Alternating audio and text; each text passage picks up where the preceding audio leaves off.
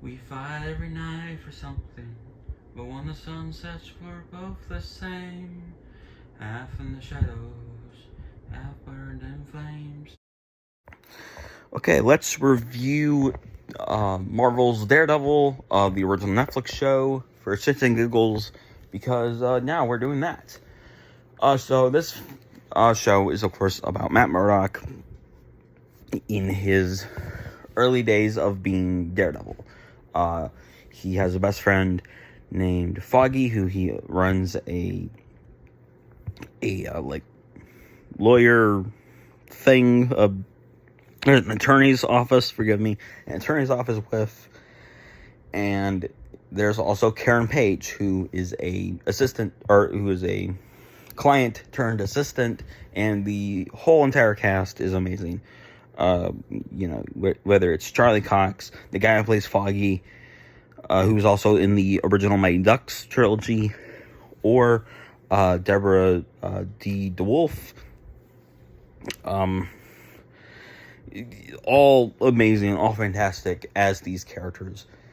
And, of course, they mainly square up, especially in season 1 and 3, they square up against Wilson Fisk, played by Vincent D'Onofrio, who is an amazing actor and does a really good job as, of course, the Kingpin here. And yeah, absolutely amazing, absolutely incredible cast, basically all around, and some really amazing episodes of television. So season 1, we're gonna try to keep this simple. Pros and cons. Season 1 is like really good. It has really good writing, and even though you've seen the corruption story before, which ultimately makes it a bit less special, it's still honestly pretty good.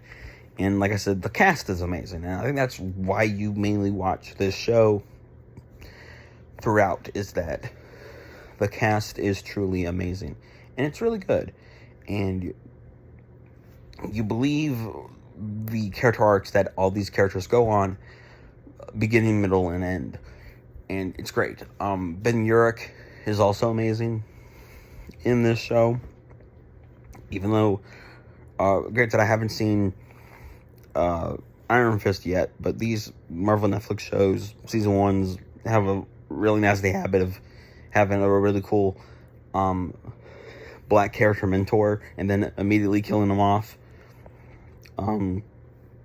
But not really a black character mentor in one case, but you know what I mean. And yeah, it's pretty good, and there's a lot of fun philosophy type stuff. Favorite episode is episode 6, Condemned. That's actually a really good episode, where Matt basically kind of hangs out with a Russian mobster. It's fun. And then cons. Like I said, you've kind of seen this type of story before with the corruption. I really don't like Vanessa. I mean, she's interesting, but like, yeah, I don't think I really like Vanessa that much. And I feel like, like the Kingpin is really great, but I don't know if I necessarily see what he sees in Vanessa. Also, the Russian characters and all the other sort of crime bosses that Kingpin has to sort of mingle with to become Kingpin, they all feel a bit like, I don't know, samey. Next is season 2. So season 2 is about Matt, Foggy, and Karen having to help the Punisher, and then the Punisher is amazing, played by John Bernthal, and the first 4 episodes of this season are really, really fantastic, like almost peak cinema. My favorite episode from this season is, of course, episode 3, New York's Finest, where there's a really good conversation between Matt and Frank about sort of like I believe it's that episode between Matt and Frank about what does it mean to kill and what does that mean for justice and stuff like that. Like, that's a really good episode. There's also an amazing one take where they fight where Matt fights a bunch of bikers down a stairwell and stuff like that.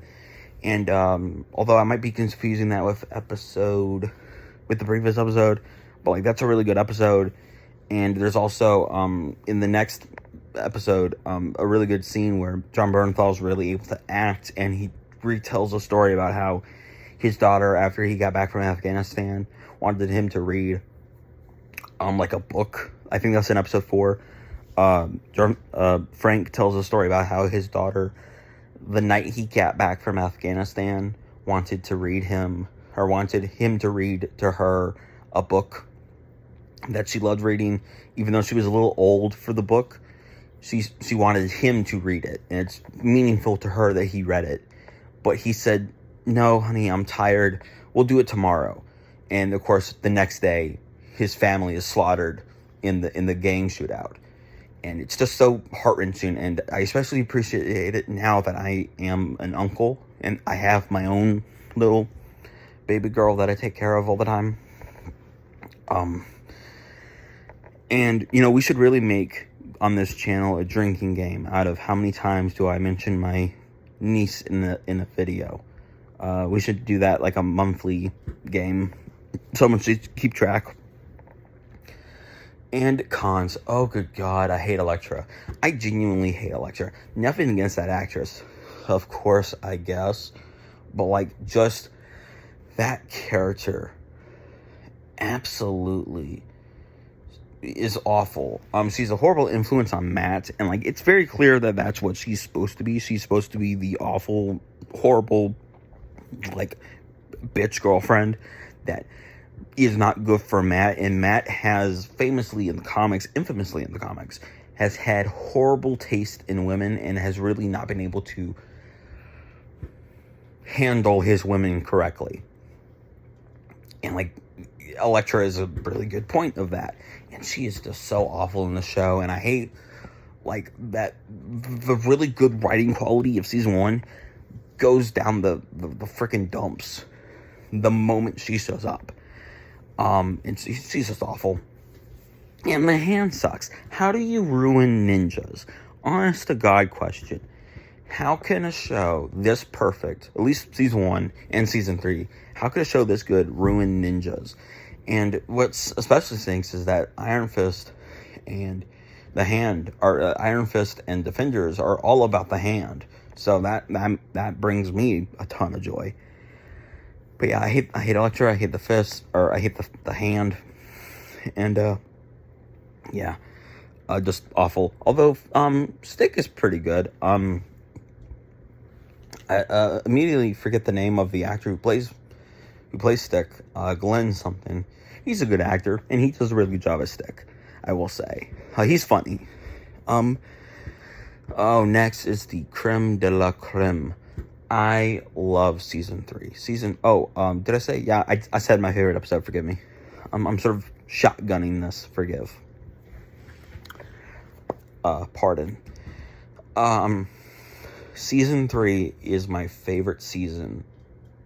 Now, I haven't seen all seasons of the Marvel Netflix shows, but season 3 is not only my favorite season of the Daredevil series, but it's my favorite season of all of the Marvel Netflix shows, and damn near one of my favorite seasons of television in general. Now, I have already made a video about how perfect season 3 is, but I'm going to bore you with the details. Forgive.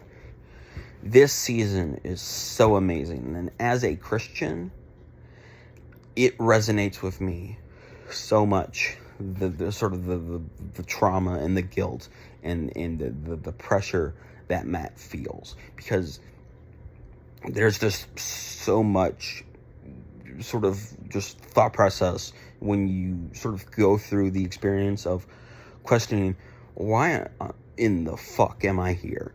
And this show just absolutely gets that, and it makes me feel like this season was written by Christians, because they get it so perfect. Like, just the question of faith, and like, what is your purpose? Why are we here?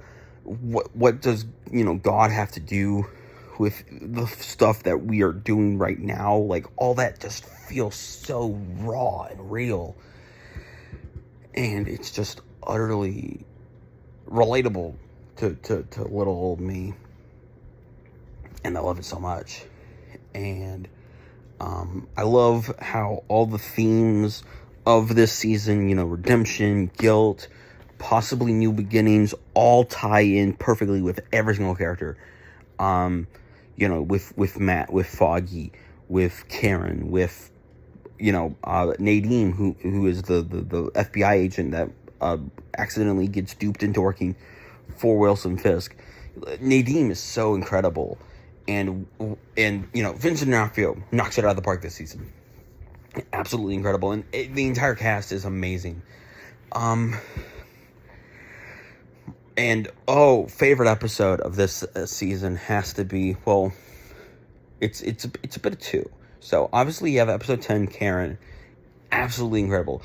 Deborah Ann Woll is an amazing actress, and I'm honestly amazed that the only thing I've seen her in besides Daredevil is God of War Ragnarok. Like, that one, Deborah Ann Woll should have a bigger career, and it is a travesty that she does not. And then A New Napkin. The series finale is also really incredible and has really great moments. And of course, shout out to the one-take prison fight. I forget what episode that's in, but that is also incredible. And I just love this season so much. It's amazing. Poindexter, aka Bullseye, he's just kind of a nut job. I mean, like, he's good, and I think the actor plays him really well. And like, obviously, like, besides Kingpin, Bullseye is the Daredevil villain. But I don't know.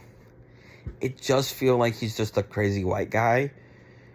And like, that's the point, is that he's a crazy white guy that Wilson utterly manipulates into being even crazier. But still, it's, I don't know. I maybe would desire a bit more, but I understand perhaps why there isn't more. But I don't know.